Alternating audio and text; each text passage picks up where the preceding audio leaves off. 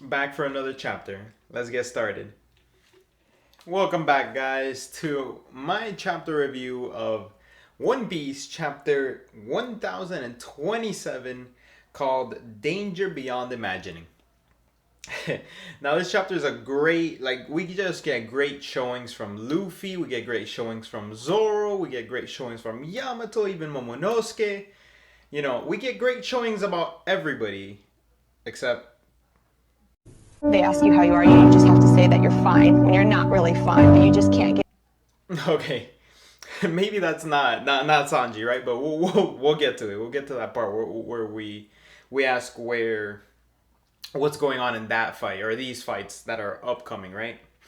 So we start the chapter with a crazy awesome cover request. Well, what I imagine Roger would do to just fool around is draw on a freaking savage beast's face and run away from it just to mess around. Something he would totally do in his character as a cover request. Let's go straight to the chapter now. We cut to Neko Mamushi defeated Perospero last chapter. Now Perospero is just lying, practically dead on the ground, unconscious. I wonder what they would do with the people they're defeating, or at least in this case Perospero. Would you hold them hostage or just leave them be? Because a lot of these instances, they just let them, they're just saying the defeated, just let them be, or maybe take them prisoner. Handcuffs, I guess. But we cut where we cut. We start where we last left off, where Luffy and Kaido clashed and they split the sky. And we get confirmation from Yamato that in the journal, Odin said that this also occurred when Whitebeard and Roger did this when they clashed in the island, or at least when he saw them clash. And we get a beautiful little panel of Luffy in the distance. Awesome coat. I love the coat. Always mention it. And Kaido's hybrid form, which gets a very nice view here, like of his full scale size. And everybody's asking where that rumbling was. What was that rumbling? We don't get any mention from Big Mom Kid or Law in this chapter, but we just see them facing off together. And in the next few panels, Yamato's holding her head because she thought she held off on being able to defend the blow from Kaido from the Thunder Bagua. And we all assumed she did because she did the preemptive, you know, defensive shell so she can take the hit. But still, even through that, and even with knowledge that it's coming, that she prepared and she still took the hit and braced for it, still gets hit a heavy blow from Kaido. And and Yamato Luffy quickly is just snapping everything into order. He's I don't know if people are appreciating that. Like, Luffy is calling things out, like telling people what to do, whereas before he would just do one thing or not think about something else or just let it happen. But he's thinking, you need to be moving right now. Get him moving. Yamato, get him moving. Get Momonosuke moving. Do this. And he's also defending them at the same time. So he says, get Momonosuke moving, get that coward moving. And yet Momonosuke just freaks out like, who are you calling a coward? And he's just shaking at the edge of the corner because he's still afraid. He's still afraid of the heights. And Kaido sees this. Kaido sees that Yamato jumps on Momonosuke, and he goes to freaking smack, or at least stop them from jumping, or stop them from stopping the island. Funny.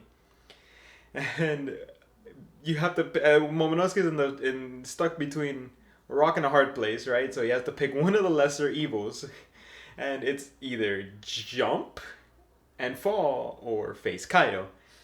I would jump off, so he made the correct choice here, and definitely jumping to your death is the correct choice. But obviously he can fly, so you have Yamato defending Momonosuke from Kaido clashing again, still showing that Yamato is still going strong. I'm very what's it called? Surprised? Surprised not the word. I'm very I guess surprised is the word.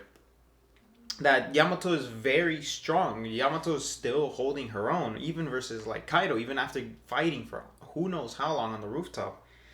And Luffy jumps into action, grabs a hold of Kaido, and yanks him away. And Luffy says, don't hit him anymore. Don't." And Yamato says, "Yes, you want to defeat him all on your own, or, on your own. Because let's be honest, Kaido's been fighting for a long time with, I think, barely any recovery time." And Luffy just has a big grin on his face, like, "Yeah, I want to fight him." And yanks him back to the rooftop. Meanwhile, Momonosuke is just pitfalling straight down. I don't know how he flew up there without realizing that he has to grab the clouds. So that kind of threw me off, because Yamato goes into explaining how he has to fly. So he creates the clouds, and we go into that monologue: create the cloud, grab the cloud, and propel yourself through the sky by grabbing the next cloud. And then he's like, Momonosuke is so happy. He's like, I'm flying. And it looks like he pretty much lost his fear, because he knows he can grab onto something and not fall. And then you see rocks falling, and I'm wondering, immediately I was wondering, where are these rocks coming from? And Yamato's defending Momonosuke from it. And even Momonosuke starts attacking, well, not attacking, like defending himself and hitting some of the rocks. So you see that he can take on some big boulder-sized objects. And the scale size of Momonosuke, like he's basically, yeah, a full-size dragon, and he looks huge. I don't know if it's the angle, but he looks enormous next to the island. But we get explained that it looks like the fires are weakening. What's holding up Onigashima is weakening. So Kaido is still like semi-handicapped in this case, where he's actually just holding up the entire island. So if he stops that, I wonder how much less fatigued he would be, because he's technically also focusing on that. And we see a panel of Kaido, and he lets out, at least we in the Viz translation, we get a wheeze coming out in the panel. So maybe Kaido is finally feeling a little bit of that, fight, a little bit of the drain that's going on. We might be seeing, the downfall of Kaido. So technically, we're not over Onigashima, mainland Wano yet, but we get explained from Yamato that there's so many explosives. Like, even if Kaido wins, and it's going towards Onigashima, yes, he's fatigued, and if it lands, gently, on the capital, there's going to be a lot of casualties. But even if Kaido gets defeated right now and the island just drops straight down, there's so many explosives on the island stashed away that the explosion would be so great that even the people right now in the capital, even if it's 5 minutes away, they're going to take some repercussions and casualties from the massive amount of explosion that's there. And Momonosuke is saying, well, we gotta stop Luffy from fighting right now. And then Yamato's like, no, you idiot. He's the only one that can defeat Kaido. And the key word here is only one. So too bad for Eustace Kid and Law. They're not really considered here. Well, I guess they're defending Big Mom. I mean, defending. Holding back Big Mom in this case to let Luffy even take on Kaido. And Yamato mentions you would have to be stronger than Kaido in this case. You have to produce flames stronger than Kaido's to actually either hold it or push it back. And even then, if Kaido gets defeated, hold the island up. And Momonosuke is immediately filled with doubt, like, how am I supposed to even do that? I just turned into an adult dragon. And, Yamato reassures, you have to believe in yourself. You can do this. I believe in you. So there's going to be, there has to be some growth for Momonosuke here to be able to get strength to hold this island from moving further, or just hold it up after Kaido gets defeated, which is something that is his task now. It's something that he has to do. Or either lower it very gently outside mainland Wano, in like another spot, I guess, on the water, or no, it's over already over land, right? So he's gonna have to drop it somewhere, or not drop it, like lower it gently. Finally, the next section we get is commander level fight from Zoro and King. Finally, the next few panels we get the commander level fight between Zoro and King, and we just see immediately some slashes flying all over the place, you know, hitting basically only the beast pirates, the recruits, and all the lower tier members, because King and Queen don't care about the weaker members. They'll just, you know, take a casualty just to swing out an attack. And you see Zoro block an attack, all these cuts going through buildings, hitting people, anybody that's in the way. And you have Zoro block one and fly through the wall. And I love that you just see Frankie catch him real quick, like, are you good? I feel like I've seen this before, like, are you good? And Zoro's just against Frankie, just knocked to the ground, almost gassed out, saying how strong, I was about to say Katakuri, King is. And, you know, Frankie's like, do you need help? Zoro's like, no need, I got this. But I suggest you go take cover because I just hit his mask. And he looks mighty pissed off. And, you know, I just love Frankie. Frankie just looks so huge in his, like, robotic, you know, cyborg body. Just love it.